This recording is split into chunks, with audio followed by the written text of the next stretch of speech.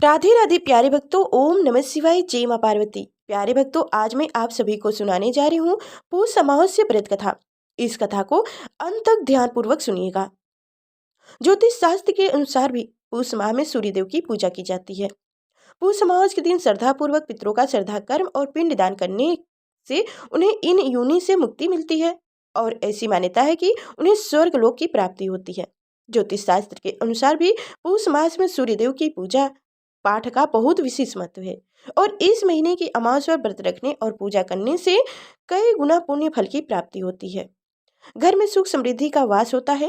पौष अमावस्या के दिन पितरों की शांति के लिए व्रत रखना भी मंगलकारी माना गया है। घर की महिलाओं को इस दिन व्रत रखकर व्रत की कथा पढ़ने और सुननी चाहिए। अमावस्या के दिन पितरों के निर्मित श्रद्धा दर्पण पिंडदान आदि कार्य करने के बाद पितृ चालीसा का पाठ अवश्य करना चाहिए। तो आज के इस वीडियो में मैं आपको सुनाने जा रही हूँ पौष अमावस्या की संपूर्ण कथा।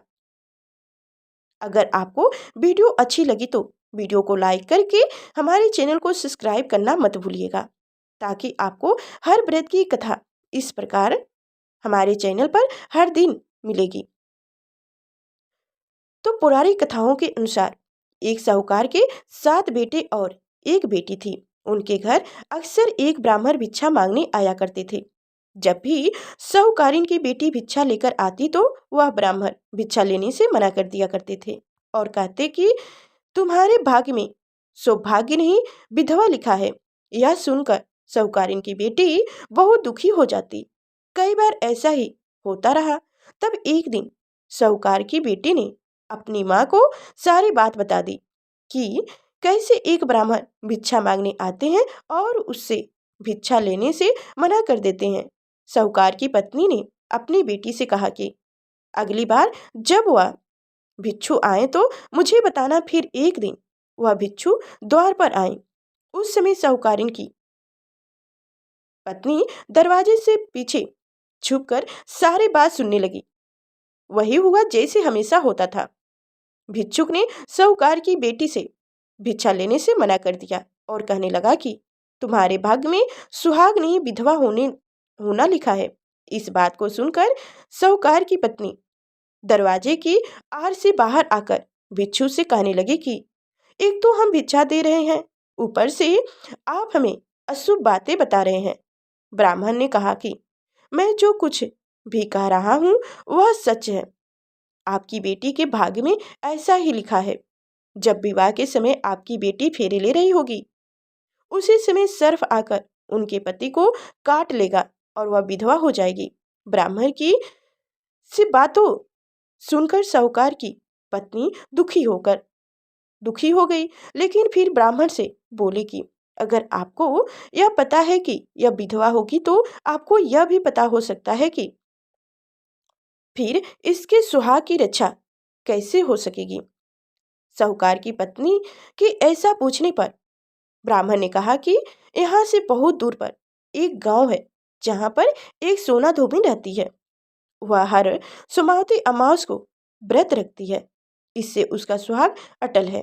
अगर वह आकर अपना सुहाग आपकी बेटी को दे देगी तभी इसका विधवा टल सकता है। ब्राह्मण की बात सुनकर साहूकार की पत्नी ने ब्राह्मण का धन्यवाद किया और वह सोना धोबिन की खोज में निकल पड़ी।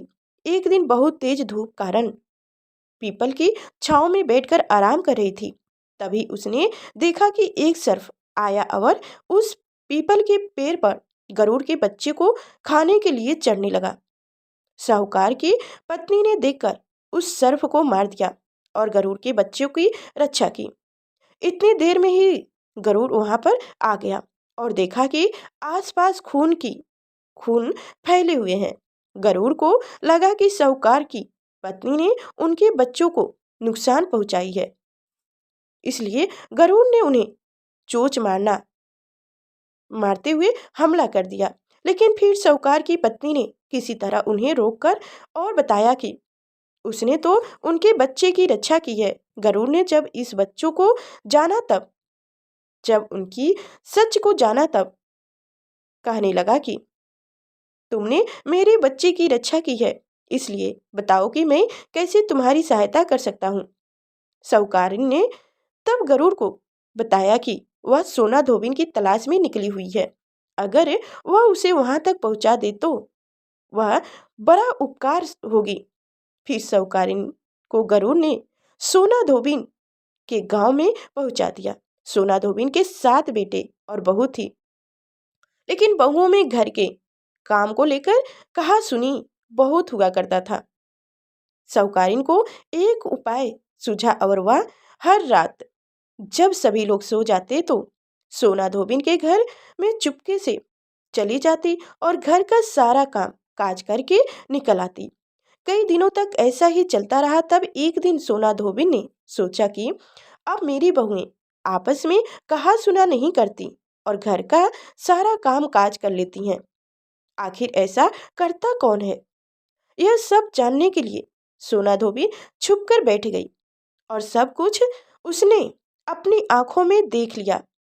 अपनों आंखों से देखने के बाद जब साहूकारिन ने जाने लगी तब सोना धोबी ने उसे पकड़ लिया और पूछने लगी कि तुम कौन हो और यहाँ इस तरह मेरे घर का कामकाज क्यों कर रही हो? साहूकारिन ने कहा, मैं सब बता दूंगी, लेकिन पहले वचन दो कि सारा सच जानने के बाद तुम मेरी मदद जरूर करोगी। सोना धोबी ने साहूकारिन को वचन दे दिया। साहूकारिन ने सारी बात सोना धोबिन को बता दी और अपने साथ चलने के लिए कहा। सोना धोबिन साहूकारिन के साथ चल दी। जाने से पहले अपनी बहुओं से बोली कि मेरे लौटने तक हो सकता है तुम्हारे ससुर जी की मृत्यु हो जाए, लेकिन इनके शरीर को तेल में डुबोकर रखना, अंतिम संस्कार मत करना। सोना धोबिन इस प्रकार चलते चलते साहूकार के घर आ गई और जब साहूकारिन की बेटी का विवाह हो रहा था तब फेरे के समय एक सर्प ललाट करता आ रहा था। सोना धोबी ने उस सर्प के आगे दूध और लावा रख दिया। जैसे ही वह सर्प दूध पीने लगा कि सोना धोबी ने उस सर्प को एक टोकरी में बंद कर दिया और फिर साहूकार की बेटी से कहने लगी कि अब तक मैंने जितने भी सुमावती अमावस का व्रत रखा है उन सभी का पुण्यफल मैं साहूकारिन की बेटी को देती हूँ। इसके बाद साहूकारिन की बेटी विधवा होने का टल गया और वह सौभाग्यवती बन गई। इधर सोना धोबिन ने पकड़े हुए सर्प को दूर जंगल में ले जाकर छोड़ दिया। फिर सोना धोबिन अपने गांव लौटने लगी। तब एक दिन रास्ते में ही सुमावती अमावस पड़ गई। सोना धोबी ने उस व्रत का रखा और पीपल की पूजा कथा का पाठ भी की। इसी बीच घर में सोना धोबिन के पति की मृत्यु हो गई। जब वह वापस अपने घर लौटी तब उसने अपने रास्ते में करी हुई सुमावती अमावस का पुण्य अपने पति को दे दिया। इससे उनका मरा हुआ पति फिर से जीवित हो उठा। लोगों ने जब सोना धोबिन से पूछा कि तुमने अपने मरे हुए पति को कैसे जीवित करा, तब उसने बताया कि उसने सुमावती अमावस के व्रत के प्रभाव से अपने पति को जीवित किया है। तब से उस गांव की सभी सुहागिन महिलाएं भी अपने अपने पति की लंबी आयु की कामना से सुमावती अमावस का व्रत रखने लगी। हे अमावस माता, जैसे आपने साहूकारिन की बेटी और सोना धोबिन की पति की रक्षा की, वैसे उनका सुहाग अमर किया, उसी तरह इस कथा को कहने सुनने और हुकार भरने वाली सभी सुहागन महिलाओं को सुहाग की रक्षा करना, सभी का सुहाग अटल रखना।